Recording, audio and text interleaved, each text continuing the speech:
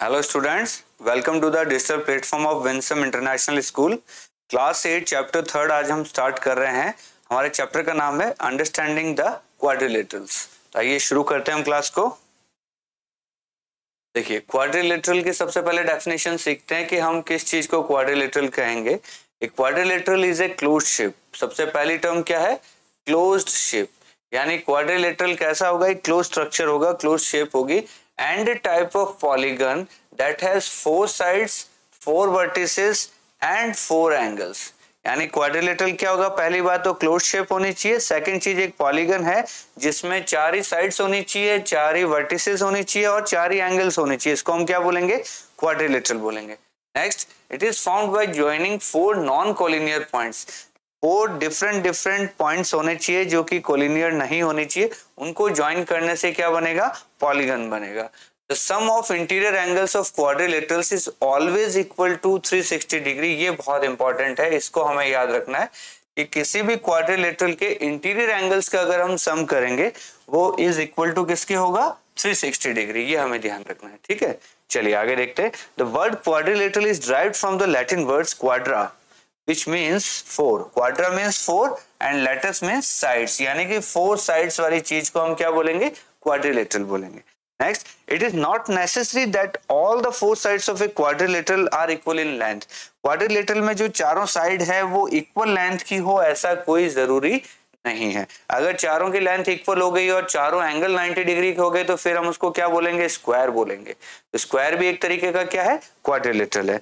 Hence we can have different types of quadrilaterals based on sides and angles. यानी जैसी sides होंगी, जैसे angles होंगे, उसके अकॉर्डिंग हमने क्वाड्रिलेटरल्स की डिफरेंट टाइप्स बना दिए। देखते हैं क्या क्या टाइप्स है। सबसे पहले देखिए, ये जो है ये हमारा क्या बन गया है?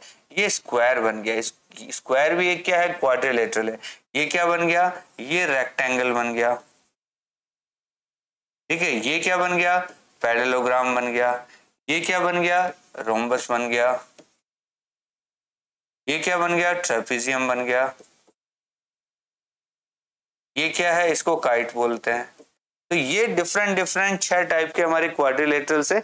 ये सब क्वाड्रिलेटरल से ध्यान रखना है। सब में 4 साइड से आप देखिए। ये चलते हैं आगे। देखिए, टाइप्स ऑफ क्वाड्रिलेटरल्स, ये हम सारे नाम पढ़ चुके हैं।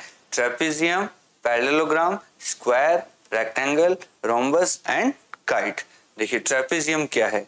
ट्रेपेजियम में क्या होता है? आमने सामने की one pair of opposite side is parallel और दूसरी जो साइड्स हैं वो पैरेलल नहीं होती है। ये हो गया हमारा बेसिक ट्रेपेजियम। तो इसको हम ट्रेपेजॉइड भी कहते हैं, कुछ लोग ट्रेपेजियम भी कहते हैं, दोनों ही नाम इसके हैं। ये बेसिक वाला हो गया। इसके अंदर क्या हो गया? ये दोनों एंगल्स इक्वल हो गए, ये दोनों एंगल्स इक्वल हो गए। इसको आइसोसेलेस ट्रेपेजियम भी कहा जाता है। ये क्या है? जब ये हमारा बन गया है पैरेललोग्राम, इसमें अपोजिट साइड्स पैरेलल होती हैं। ये हमारा बन गया है काइट, ऐसा बनाया जाता है। ये हमारा रोम्बस हो गया है। और ये रेक्टेंगल और स्क्वायर तो आप जानते हैं, उल्टा लिख दिया है। ये स्क्वायर है, ये रेक्टेंगल है, ये आप जानते ही हैं, ठीक है। चलते हैं आगे। चलिए, अब एक डेफिनेशन अलग से आती है कि कॉन्वेक्स क्वाड्रिलेटरल क्या है, कॉनकेव क्वाड्रिलेटरल्स क्या है और इंटरसेक्टिंग क्वाड्रिलेटरल्स क्या। इनको थोड़ा सा समझते हैं। देखिए, फिजिक्स के अंदर आपने पढ़ा होगा कॉनकेव लेंस होते हैं, कॉनकेव और कॉन्वेक्स 2 टाइप के लेंस या मिरर, ऐसा नाम कभी पढ़ा होगा आपने।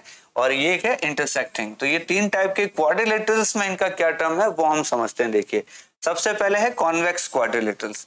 कॉन्वेक्स क्वाड्रिलेटरल्स क्या है? Both the diagonals of the quadrilateral are completely contained within the figure. यानी कि ऐसा क्वाड्रिलेटरल जिसकी जो डायगोनल्स हैं वो डायग्राम के अंदर ही रहनी चाहिए, उनको हम बोलेंगे कॉन्वेक्स क्वाड्रिलेटरल। यानी कोई भी क्वाड्रिलेटरल बनाया, उनकी जो डायगोनल्स है दोनों फिगर के अंदर है, इट मींस वो कॉन्वेक्स क्वाड्रिलेटरल है।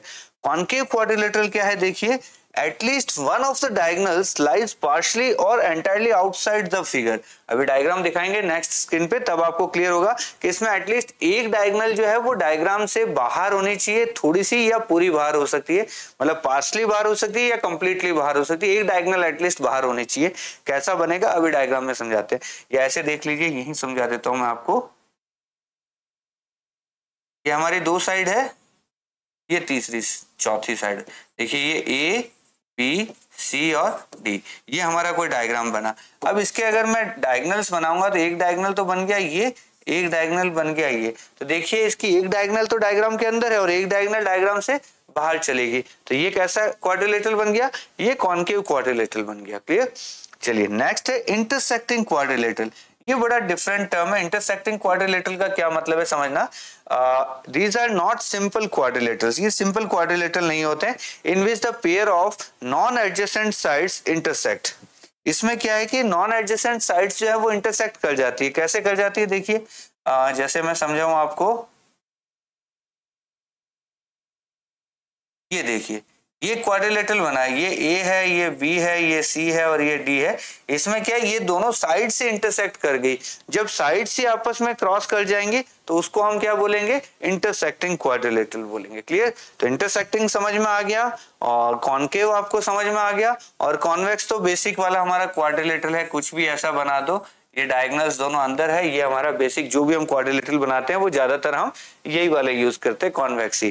काइट जो हमारा है वो कॉन्केव हो गया, और ये जो क्वाड्रिलेटरल है ऐसे हम ये दो ट्राइंगल ही हो गए एक तरीके से देखा जाए तो ये क्वाड्रिलेटरल्स होते नहीं है, पर इनको इंटरसेक्टिंग क्वाड्रिलेटरल्स हमने टर्म दे दिया है। क्लियर। चलते हैं आगे। चलिए ये एग्जांपल हो गए, देखिए ये हमारा बेसिक वाला कॉन्वेक्स हो गया, ये हमारा कॉन्केव हो गया और ये हमारा इंटरसेक्टिंग हो गया। ये तीन डायग्राम आप ध्यान रख सकते हैं। क्लियर। चलिए आगे चलते हैं।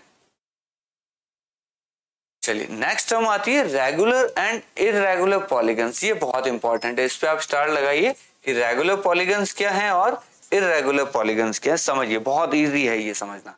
देखिए polygons are two dimensional shapes, they are made of straight lines and the shape is closed. तो पहली बात तो स्ट्रेट लाइंस होनी चाहिए और क्लोज होने चाहिए, इनको तो हम पॉलीगन बोलेंगे। Polygon comes from the Greek poly means many and gone means angle, यानी बहुत सारे एंगल होंगे, उसको हम पॉलीगन बोलेंगे। अब देखिए यहाँ सारी साइड्स हमारी स्ट्रेट है तो ये हमारा क्या हो गया, पॉलीगन हो गया। यहाँ हमने देखा तो साइड में कर्व आ रहा है, कर्व आ रहा है तो ये पॉलीगन नहीं है। और इस शेप में हमने देखा तो ये ओपन रह गया, ओपन रह जाएगा तो भी उसको हम पॉलीगन नहीं बोलेंगे। पॉलीगन का मतलब है शेप जो है वो क्लोज होनी चाहिए और लाइन सारी स्ट्रेट होनी चाहिए। कर्व वाली लाइंस होंगी तो हम पॉलीगन नहीं बोलेंगे। स्ट्रेट लाइन और क्लोज, यहाँ स्ट्रेट है, क्लोज है, पॉलीगन है। यहाँ कर्व है इसलिए पॉलीगन नहीं है, यहाँ ओपन है इसलिए पॉलीगन नहीं है। तो पॉलीगन तो समझ में आ गया आपको क्या चीज है। और मिनिमम कितनी साइड होनी चाहिए पॉलीगन में, 3 साइड्स मिनिमम होनी चाहिए। 3 से ज्यादा कितनी भी हो सकती है, कोई दिक्कत नहीं अपने को। ये तो हो गया बेसिक पॉलीगन। आगे चलते हैं। अब है रेगुलर या इररेगुलर। रेगुलर पॉलीगन का क्या मतलब है, अच्छे से समझिए। रेगुलर पॉलीगन का मतलब है इसकी सभी साइड्स और सभी एंगल इक्वल होने चाहिए। देखिए regular polygon has all angles equal and all sides equal, यानी जितने भी एंगल हैं सब इक्वल होने चाहिए, जितनी भी साइड्स हैं सब इक्वल होनी चाहिए। उसको हम क्या बोलेंगे, रेगुलर बोलेंगे। और जो उसके अलावा है उसको क्या बोलेंगे, इररेगुलर। जैसे ये डायग्राम देखिए, ये एंगल इक्वल टू ये एंगल इक्वल टू ये एंगल इक्वल टू ये और इक्वल टू ये साइड बराबर ये साइड बराबर ये साइड बराबर ये साइड और इक्वल टू ये साइड। यहाँ पांचों साइड्स इक्वल है, पांचों एंगल्स इक्वल है, तो इसका नाम क्या हो गया, रेगुलर पॉलीगन। यहाँ हमने देखा यहाँ एंगल 90-90 के, यहाँ एंगल अलग है, तो ये क्या हो गया, इररेगुलर। फर्क समझ में आ गया। रेगुलर पॉलीगन मतलब सारी साइड्स इक्वल, सारे एंगल इक्वल, और जिसमें कुछ भी इक्वल नहीं है तो क्या हो गया, वो इररेगुलर। क्लियर, रेगुलर और इररेगुलर। आगे देखिए, regular polygon is both equi angular, यानी सारे एंगल इक्वल हैं, एंड इक्विलेटरल। इक्विलेटरल मींस सारी की सारी साइड्स इक्वल है। Equilateral and equi angular, angle सारे इक्वल, साइड सारे इक्वल।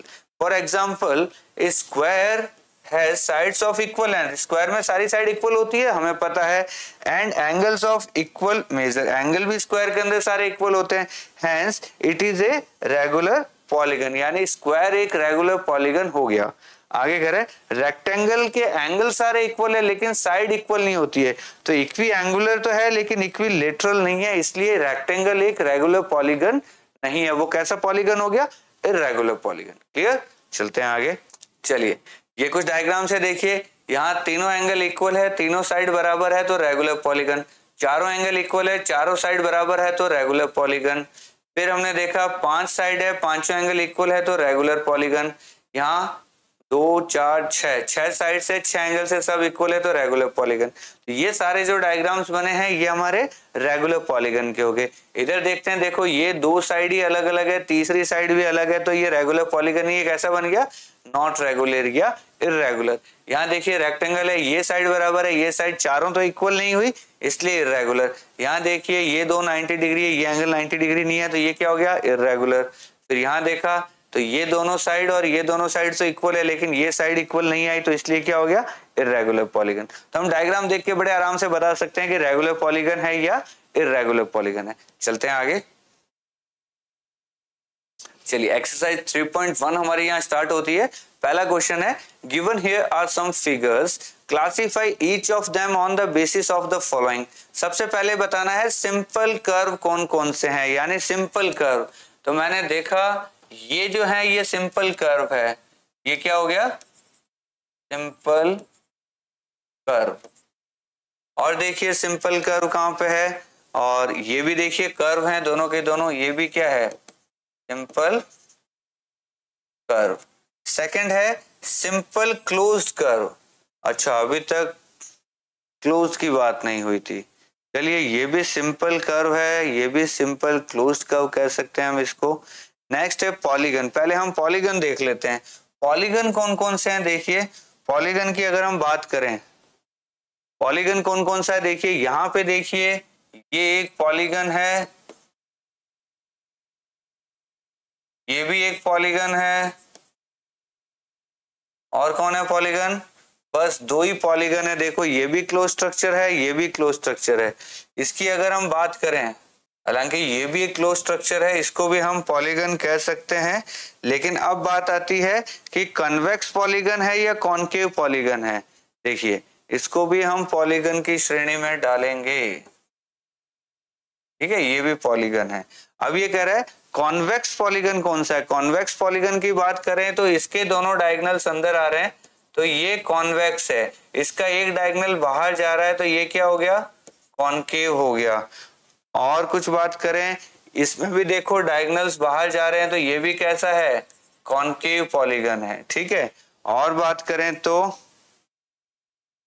सिंपल क्लोज्ड कर्व की बात करें तो ये भी सिंपल कर्व है, क्लोज्ड कर्व है, इसको पॉलीगन नहीं बोलेंगे, इसको भी पॉलीगन नहीं बोलेंगे, ये भी क्लोज्ड है और कर्व है, ये भी क्लोज्ड कर्व है,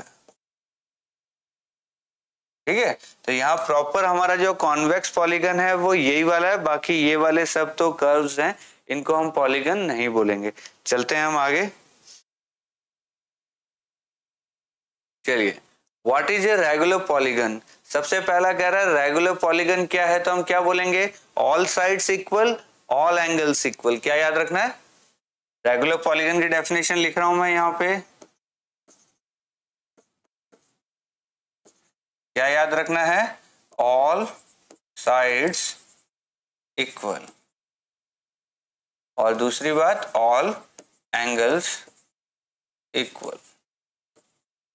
ये तो हो गई हमारी पॉलीगन की डेफिनेशन, वो भी किसकी, रेगुलर पॉलीगन की डेफिनेशन। नेक्स्ट क्या कह रहा है, state the name of a regular polygon of 3 sides.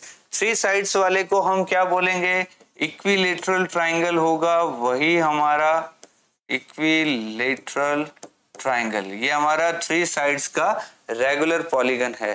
4 sides वाले को हम क्या नाम देंगे, हम नाम देंगे स्क्वायर। क्या नाम देंगे, स्क्वायर। और फिर कह रहा है 6 साइड वाले को क्या बोलेंगे, 6 साइड वाले रेगुलर पॉलीगन को हम नाम देंगे हेक्सागन। क्या नाम देंगे, हेक्सागन। चलिए आगे चलते हैं।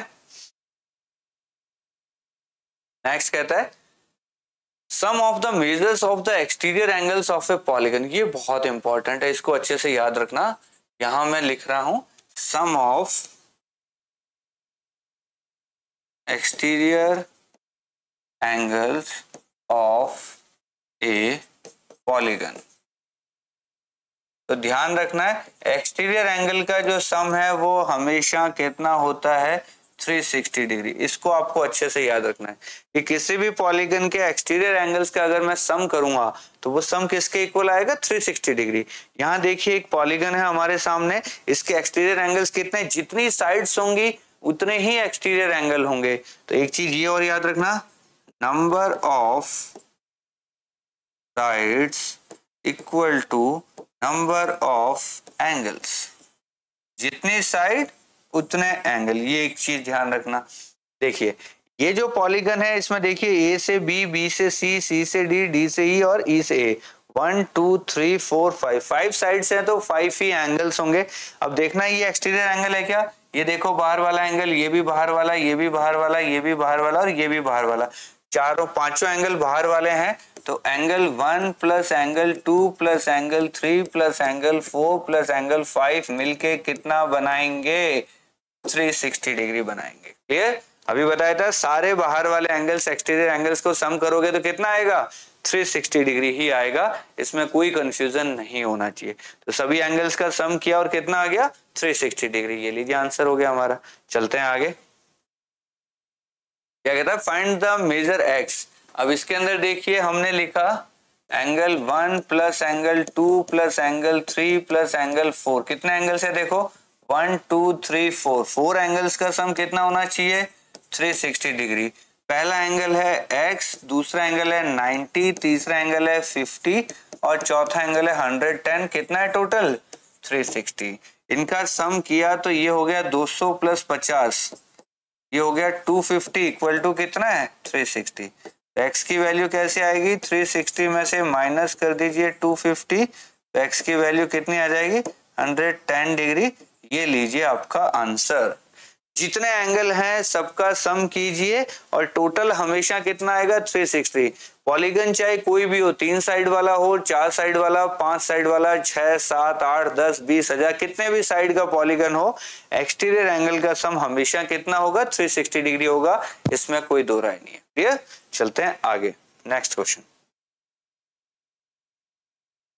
ये कह रहा है find the number of sides of a regular polygon whose each exterior angle has a measure of 45 degree. देखिए अच्छा क्वेश्चन है, समझना इस चीज को अच्छे से समझना। पहली बात तो इसने वर्ड यूज की है रेगुलर पॉलीगन।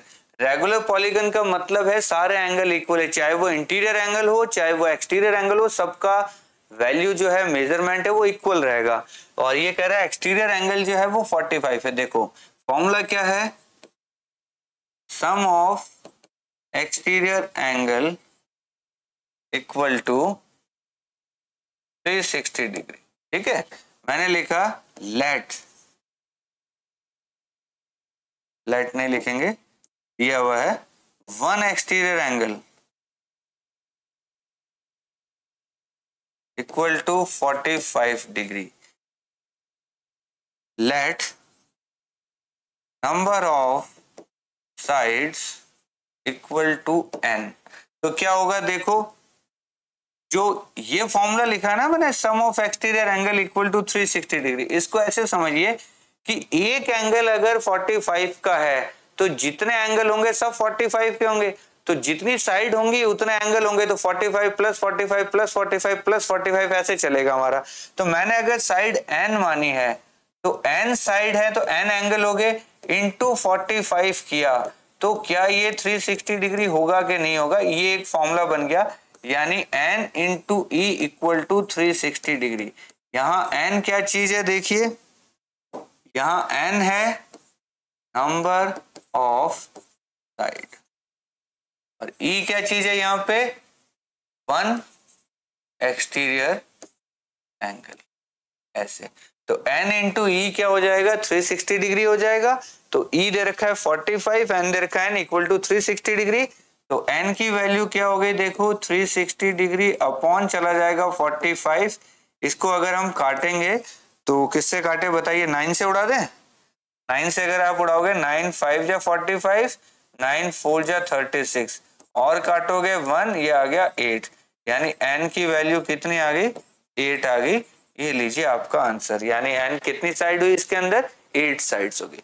रेगुलर पॉलीगन है इसीलिए n इंटू ई लगेगा, हर एंगल e का है तो जितनी साइड होंगी उतने एंगल, तो टोटल क्या हो गया n इंटू ई, और टोटल क्या होता है अपने हिसाब से 360 डिग्री। तो e दे रखा है 45, n की वैल्यू निकालनी है वो 360 डिग्री है, डिवाइड कर दो आंसर आ जाएगा। तो ये बहुत ही बेसिक सा फॉर्मूला, इसको याद रखना, n इंटू ई हमेशा क्या होगा, 360 डिग्री। चले आगे, चलिए ये एक्सरसाइज 3.2 स्टार्ट होती है, कहता है find x in the following figures, हमें x की वैल्यू निकालनी है। तो देखो ये ट्राइंगल है, तो पहला केस कर रहा हूं मैं, क्या होगा x प्लस 125 प्लस 125, तीनों एंगल मिलके, एक्सटीरियर एंगल मिलके कितना होगा 360 डिग्री। ये हो गया x plus 250 equal to 360 degree. तो जल्दी से बता दो x की वैल्यू क्या हो गई, 360 माइनस 250 इक्वल टू 110 डिग्री। ये लीजिए आंसर हो गया। सेकंड वाले में देखिए कितने एंगल है, 1 2 3 4 5 एंगल्स है।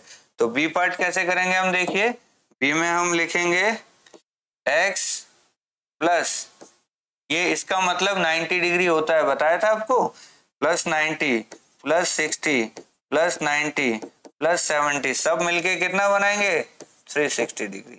तो ये बन गया x प्लस 310, ये टोटल हो गया 310। एक बार वापस कैलकुलेट कर लेना, 9 और 9 18 और 6 24 और 7 31, ठीक है 310, ये हो गया 360 डिग्री। तो x की वैल्यू कितनी आ गई, 360 में से 310 माइनस कर दीजिए, ये आ गया 50 डिग्री। ये लीजिए आपका आंसर। यानी जितने भी एक्सटीरियर एंगल है सबको ऐड कर लीजिए, सबका टोटल कितना हो जाएगा 360 डिग्री। देखिए यहाँ एक्सटीरियर एंगल ये इधर 90 है, तो इधर भी 90 होना पड़ेगा, इधर 90 है, इधर 70 है, इधर x है, सब एक्सटीरियर एंगल का सम करो और 360 डिग्री लिख दो, आपका आंसर अपने आप आ जाएगा x का। दोनों क्वेश्चन बहुत ही सिमिलर थे। चलें आगे, चलिए नेक्स्ट क्वेश्चन देखते हैं।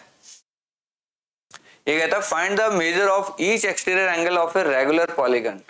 रेगुलर पॉलीगन के एक्सटीरियर एंगल बताने, पहला केस है n इक्वल टू 9, और हमें पता है n इंटू ई क्या होता है 360 डिग्री होता है।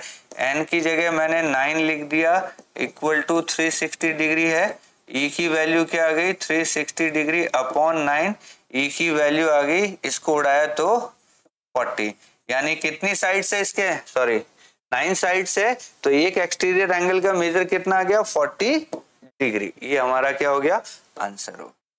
सेकंड क्वेश्चन देखिए क्या है, n इक्वल टू 15 दे रखा है, हमें पता है n इंटू ई होता है 360 डिग्री, n की जगह 15 लिख दिया, e की जगह e लिख दिया, ये लीजिए 360। e निकालना है तो 15 डिवाइड में चला जाएगा, e निकालना है तो काट पीट के निकालिए 24 डिग्री। ये लीजिए मेरा क्या हो गया आंसर। तो बहुत ही सिंपल क्वेश्चन है, फॉर्मूला वही है हमारा n into e equal to 360 degree, इस फॉर्मूले को हमें ध्यान रखना है। क्लियर, चलें आगे, चलिए नेक्स्ट क्वेश्चन देखते हैं। How many sides does a regular polygon have if the measure of an exterior angle is 24? यानी हमें e की वैल्यू दे रखी है 24, हमारा फॉर्मूला है n into e equal to 360 degree, और हमसे यहाँ ये n की वैल्यू पूछना चाह रहा है। चलिए फॉर्मूला लगाते हैं, n into 24 equal to 360, n की वैल्यू आ गई 360 अपॉन 24। सॉल्व करोगे तो n की वैल्यू क्या आ जाएगी, देखो काटा पीटी करके बता रहा हूँ, 12 से उड़ाया 2, 12 से उड़ाया 3, 2 से उड़ाओगे तो 15, ये लीजिए 15 साइड्स हमारी क्या आ गई आंसर आ गया। बहुत ही सिंपल है, बिल्कुल मुश्किल नहीं है, बहुत आराम से कर सकते हो आप, ठीक है। चलिए आगे चलते हैं। नेक्स्ट क्वेश्चन कहता है how many side does a regular polygon have if each of its interior angle is 165। ये अच्छा क्वेश्चन है। देखिए यहाँ एक फॉर्मूला मैं आपको और सिखा रहा हूं, ध्यान रखना कि आई का मतलब यहां पे है इंटीरियर एंगल, आई का मतलब क्या है इंटीरियर एंगल, ई का मतलब क्या है एक्सटीरियर एंगल, ठीक है। और फॉर्मूला क्या कहता है, आई प्लस ई को अगर आप ऐड करोगे तो ये हमेशा 360 डिग्री होगा, इसको हमें याद रखना। आई प्लस ई हमेशा क्या होता है 360 डिग्री। फॉर एग्जांपल देखो ये ट्राइंगल है, यहां मान लीजिए 50 डिग्री है, तो यहां आपको पता है 130 आएगा। क्यों आता है, क्योंकि एक स्ट्रेट लाइन में दोनों एंगल का सम, ये हमारा आई है और ये हमारा ई है, दोनों का सम आप करोगे तो देख लो आप कितना आ रहा है 180 आ रहा है। यही मैंने लिखा है, बेसिक सी चीज है। तो देखो अपने पास आई की वैल्यू दे रखी है, कितना दे रखा है, i इक्वल टू दे रखा है 165, तो मैंने लिखा 165 प्लस e इक्वल टू कितना हो गया 180। यहां से मैंने e निकाला, e की वैल्यू मेरी कितनी आगे निकल के 15, ये लीजिए e मेरा 15 डिग्री आ गया। अब मुझे साइड निकालनी है तो वही फॉर्मूला लिखना पड़ेगा, देखो n इंटू ई बराबर 360 डिग्री, e मेरा निकल के आया 15 बराबर कितना है 360 डिग्री, तो n की वैल्यू क्या आ गई 360 अपॉन में 15, काटा पीटी कीजिए, ये आ गया n इक्वल टू 24, ये लीजिए आंसर। तो इस क्वेश्चन को करने के लिए इसने i दे रखा है 165, तो पहले तो मैं i plus e equal to 180 से e निकालूंगा और e निकलने के बाद मैं ये वाला फॉर्मूला यूज करूंगा। क्लियर? तो कभी भी ध्यान रखना इस फॉर्मूले के लिए हमें e चाहिए, i अगर पता है तो उससे आप e निकालो, देन आप फिर ये वाला काम कर सकते हैं। क्लियर? चलते हैं आगे। चलिए ये क्वेश्चन क्या कहता है, is it possible to have a regular polygon with a measure of each exterior angle as 22। देखिए बहुत अच्छा क्वेश्चन है, स्टार लगा रहा हूं मैं, ए पार्ट कर रहा हूं पहले। E इक्वल टू 22 दे दिया, हमें पता है n इंटू ई होता है 360 डिग्री, यहाँ n into 22 equal to 360 degree, n की वैल्यू आ गई 360 डिग्री अपॉन 22। इसको मैंने काटा तो 11, काटा तो 180। अब ये 11 से काटूंगा तो 11 बन जा 11, फिर बच गया 70, 11 6 जा 66, फिर बच गया 40, 11 3 जा 33, यानी n की वैल्यू आई है 16.3, जो कि नहीं हो सकती। क्यों नहीं हो सकती, क्वेश्चन आता है ये। देखिए n का मतलब है नंबर ऑफ साइड्स, और n हमेशा होल नंबर होगा। क्या होगा, होल नंबर हो सकता है, या नेचुरल नंबर ज्यादा प्रॉपर वर्ड है, n ऑलवेज होल नंबर होना चाहिए। ऐसा कभी सुना है क्या आपने, 3.5 साइड का एक क्वाड्रिलेटरल बना दो, या 5.2 साइड का एक डायग्राम बनाओ। 5.2 साइड्स क्या होती है, कुछ भी नहीं होती, साइड्स हमेशा कंप्लीट नंबर में होती है, इंटीजर फॉर्म में होती है, यानी 3 साइड वाला डायग्राम बना सकते हैं, 4 साइड वाला, 5 साइड वाला, 6 साइड वाला। ऐसे कभी नहीं होता कि 5.3 साइड का एक डायग्राम बना दो। तो यहाँ ये पॉइंट में आ रहा है, इसलिए हम कहेंगे नॉट पॉसिबल। क्या लिखेंगे, नॉट पॉसिबल। क्यों पॉसिबल नहीं है, n इक्वल टू 22 जो है वो नॉट पॉसिबल है, ऐसा कोई भी रेगुलर पॉलीगन नहीं बनेगा। क्यों नहीं बनेगा, क्योंकि e को 22 रखने से n पॉइंट्स में आ रहा है, और n पॉइंट में नहीं हो सकता, n हमेशा किस में होगा, होल नंबर में होगा, पूरा कंप्लीट डिजिट होना चाहिए, पॉइंट में नहीं आ सकता n। इसीलिए ये 22 डिग्री का एक्सटीरियर एंगल पॉसिबल ही नहीं है, हो ही नहीं सकता। ये समझ में आया, बहुत अच्छा क्वेश्चन है, इसलिए दोबारा बताया मैंने आपको। चलते हैं आगे। बी पार्ट क्या कहता है, बी पार्ट कहता है can it be an interior angle of a regular polygon. अब देखो, अगर i को मैं 22 लेता हूं तो i प्लस e कितना है, जल्दी से बताओ, 180। i की जगह मैंने 22 लिया तो e की वैल्यू निकाल के देखते हैं, e की वैल्यू आ गई 180 माइनस 22, तो ये हो गया 158। कितना आ गया, 158। ठीक है, ठीक है। E अगर 158 है तो अब हम देखते हैं n इंटू ई की वैल्यू होनी चाहिए 360 डिग्री, और n into 158 equal to 360 degree, n equal to 360 upon 158। इसको सॉल्व करोगे तो ये भी पॉइंट में जाएगा, ये भी पूरा पूरा नहीं आ रहा, तो इसका मतलब ये भी नॉट पॉसिबल है, क्योंकि यहां भी ये क्या रहा है, 158 का डबल करोगे तो 320 के आसपास, और फिर पॉइंट में equal to 2 point something something आ रहा है, तो इसीलिए ये भी क्या हो गया हमारा, नॉट पॉसिबल। यानी n हमेशा हमारा होल नंबर में आना चाहिए, n जब तक होल नंबर में नहीं आ रहा तब तक वो पॉलीगन पॉसिबल ही नहीं है। n हमेशा कंप्लीट 3 आ सकता है, 4 आ सकता है, 5 आ सकता है, 6 आ सकता है, ऐसे कुछ भी पॉइंटों में नहीं आ सकता है। बस ये ध्यान रखना कि n यहाँ भी पॉइंट में है और यहाँ भी पॉइंट में है, इसलिए ना तो ये पॉसिबल है ना ये पॉसिबल है। क्लियर हो गया दोनों क्वेश्चन? दोनों बहुत अच्छे क्वेश्चन है। क्लियर, चलते हैं आगे। चलिए ये लास्ट क्वेश्चन है, what is the minimum interior angle possible for a regular polygon and why? What is the maximum exterior angle possible for a regular polygon? चलिए बहुत अच्छे क्वेश्चन है, ये भी थ्योरेटिकल क्वेश्चन है, दोनों के दोनों। स्टार लगाते हैं, समझते हैं इसको। देखिए आपको पता है I प्लस ई हमेशा होता है कितना? 180 डिग्री। हमेशा क्या होता है? 180 डिग्री होता है। अब ये कह रहा है what is the minimum interior angle possible? Interior angle minimum क्या हो सकता है? मैं जीरो तो रख नहीं सकता क्योंकि जीरो रखूंगा तो फिर ई हो जाएगा 180, ई हो जाएगा 180 तो एन आ जाएगा 2। 2 साइड से कभी भी क्वाड्रिलेटरल बनता ही नहीं है, मतलब पॉलीगन बनेगा नहीं, कम से कम 3 साइड चाहिए। तो देखिए, और दूसरी बात ये कह रहा है कि पॉलीगन कैसा होना चाहिए? रेगुलर पॉलीगन होना चाहिए। तो देखिए फॉर ए रेगुलर पॉलीगन,